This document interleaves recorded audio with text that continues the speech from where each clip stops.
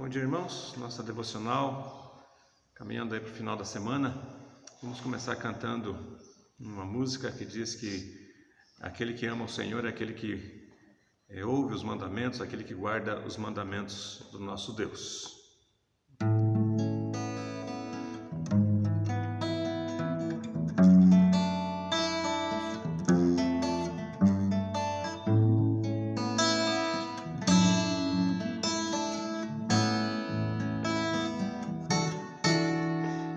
Aquele que tem os meus mandamentos e os guarda, este é o que me ama.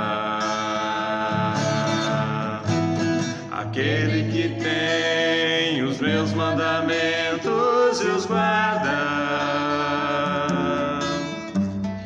este é o que me ama.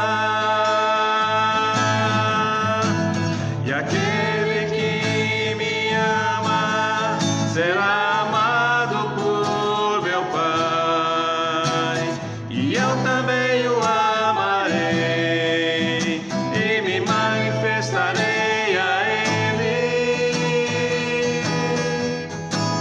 Aquele que tem os meus mandamentos e os guarda, esse é o que me ama. Aquele que tem os meus mandamentos e os guarda, este é o que me ama. E aquele que me ama será amado por meu Pai, e eu também o amarei e me manifestarei a Ele. Aquele que tem os meus mandamentos e os guarda, este é o que me ama. Aquele que tem os meus mandamentos e os guarda, este é o que me ama.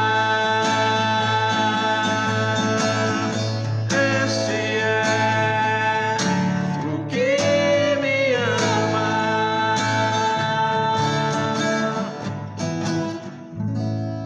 Amém. Louvado seja Deus. Irmãos, nós vamos ler um texto na carta que Paulo escreve a Filemon, lá no Novo Testamento.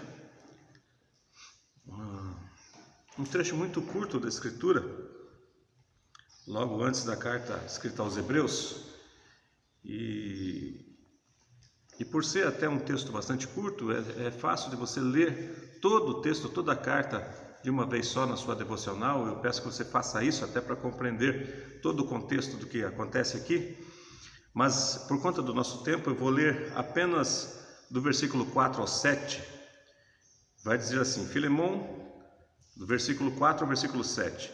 Dou graças ao meu Deus, lembrando-me sempre de ti nas minhas orações, estando ciente do teu amor e da fé que tens para com o Senhor Jesus e todos os santos, para que a comunhão da tua fé se torne eficiente no pleno conhecimento de todo o bem que há em nós para com Cristo. Pois, irmão, tive grande alegria e conforto no teu amor, porquanto o coração dos santos tem sido reanimado por teu intermédio. A carta de Paulo escrita a Filemon tem um propósito muito claro que você enxerga aqui no corpo do texto, que Paulo está intercedendo por um escravo, por um homem chamado Onésimo, que fugiu justamente da casa de Filemon. Esse homem pertencia a Filemon como escravo dentro ali da situação da época, E ele foge, talvez essa fuga até trazendo um prejuízo financeiro para Filemão. E Onésimo é evangelizado por Paulo. Onésimo tem um encontro com Jesus Cristo e ele passa pelo processo de conversão.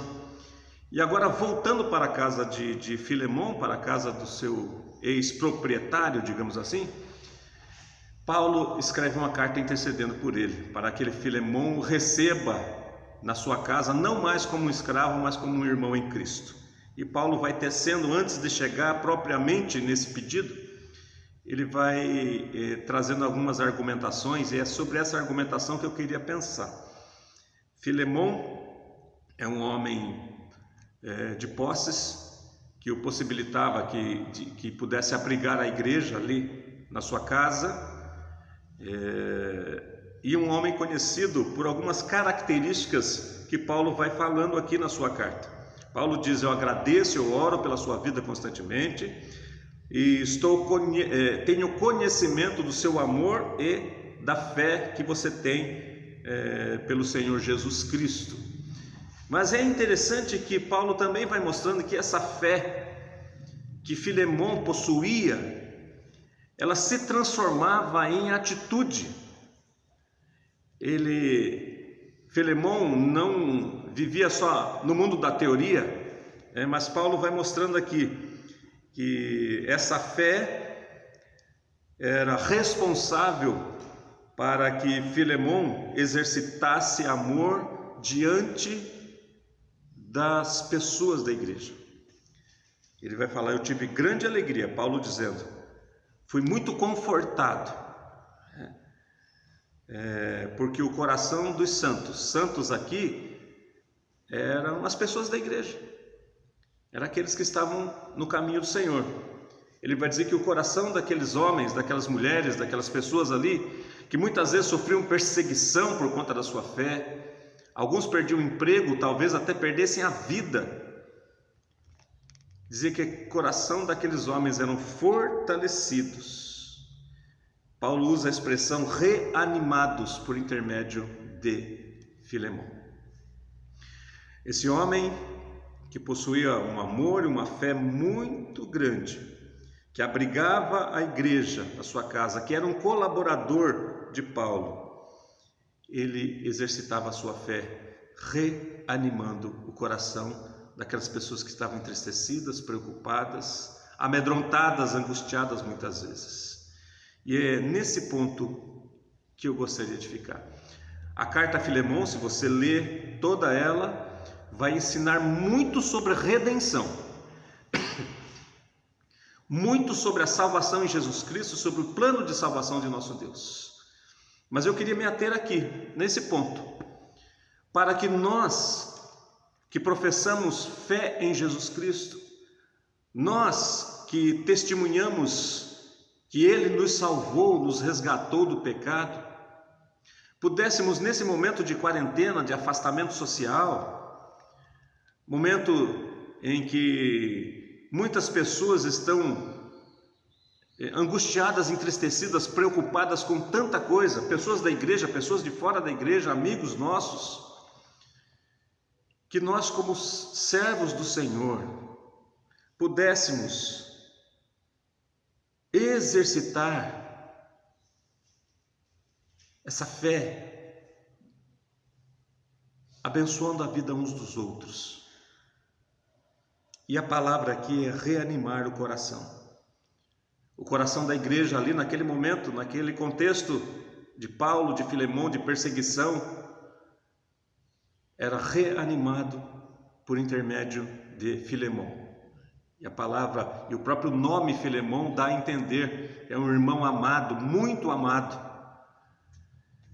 Nós, nesse momento, possamos tirar os olhos muitas vezes de nós mesmos e levar palavras de ânimo, palavras que edificam uns para com os outros. Se nós ficarmos apenas nas expressões de pavor, de medo, de derrota, nós teremos nossos amigos entregues também ao desespero e à derrota. Que saia da nossa boca apenas as palavras que edificam, que constroem paz, que constroem amor, que constroem esperança. Que sejamos nós responsáveis por reanimar, trazer ânimo, trazer vida nova ao coração daqueles que estão abatidos, enfraquecidos, preocupados com toda a razão muitas vezes, porque não sabem o que lhe aguarda no dia de amanhã. E nós, como igreja, aprendemos da palavra do Senhor que é preciso vencer a ansiedade, colocando esta ansiedade diante de Deus. E se você sabe disso, se nós sabemos disso, então somos responsáveis por multiplicar essa informação, por repercutir essa ideia. Ligue para alguém, converse com alguém, mande mensagem para alguém que você sabe que está angustiado e diga: confie no Senhor. Ore por ela, ore com ela, ore a favor dela. Peça a Deus pela vida da sua família, pela sua cidade. Notícias ruins nós já temos por demais. Basta ligar a televisão, acessar a internet, vem no seu celular.